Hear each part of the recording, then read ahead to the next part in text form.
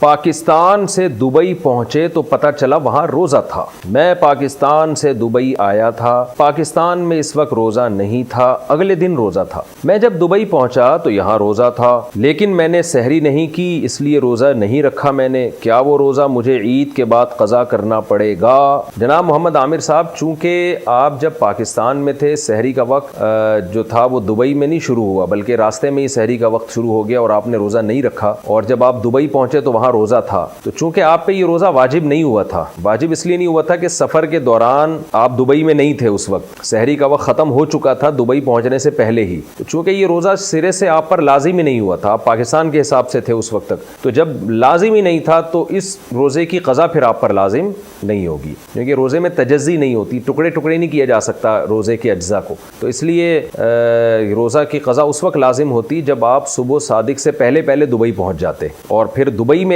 آپ مسافر ہونے کی وجہ سے روزہ چھوڑ بھی دیتے تو بعد میں آپ پر قضا واجب ہوتی، اور اگر رکھ لیتے تو پھر رکھ لیتے۔ لیکن آپ چونکہ صبح صادق کے بعد دبئی پہنچے ہیں تو یہ روزہ شرعاً آپ پر لازم ہوا ہی نہیں تھا، جب لازم ہی نہیں ہوا تھا تو پھر آپ پر اس کی قضا لازم نہیں۔